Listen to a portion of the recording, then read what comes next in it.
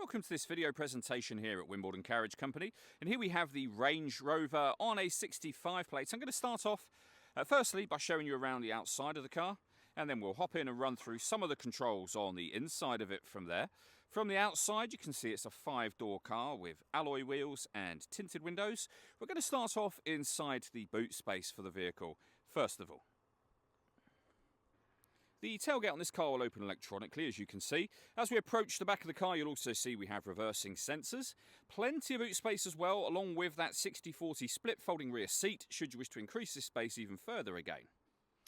Okay, so we're just going to work our way back around to the front of the car, and then, as I mentioned, we'll hop in and run through some controls on the inside of it from there. Now that we've done a full circle, though, you can see, firstly, the alloy wheels are all in pristine condition, as is the bodywork the entire way around the vehicle. Just briefly before we climb in, I think it's well worth seeing the interior from this exterior point of view. There's plenty to run through on the dashboard, so let's hop in and we'll do that now.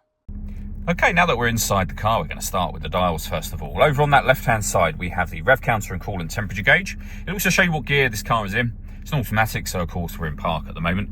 On the right-hand side, we have the speedometer and fuel gauge. And then in the centre, the total miles for this car, they are 51,032. If we back out to the steering wheel next, over on the left-hand side, we have our stereo and phone controls. We have our cruise control on the right-hand side, and behind the steering wheel, the plus and minus paddles, so that you can change up and down a gear manually with this automatic gearbox.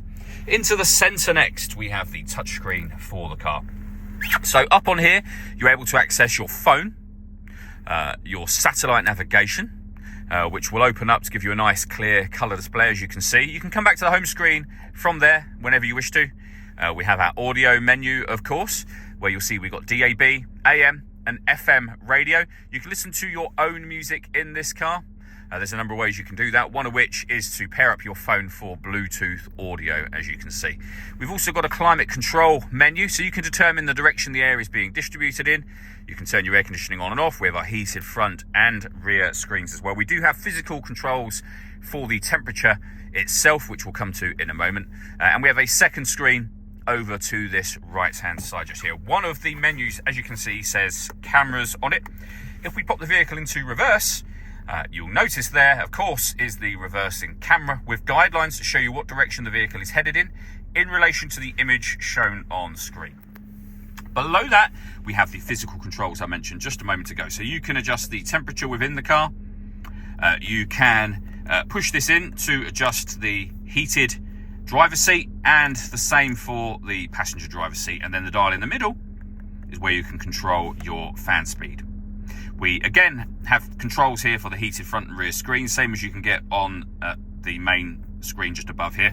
If I press the seat button and then take you back up to the screen, you can control your heated seats from here, as well as doing them from the dials which we accessed just a moment ago. You've also got your volume for your stereo just there, and the CD player. We have a gear lever for the fully automatic gearbox, and then your various off-road controls for this car.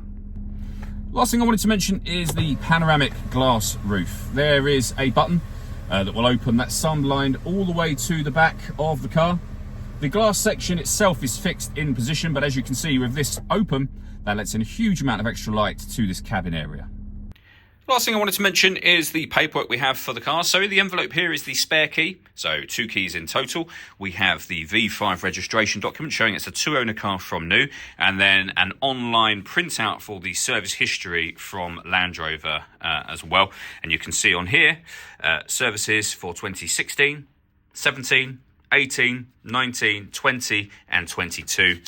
So plenty of service history, and we have paperwork underneath here to support that as well.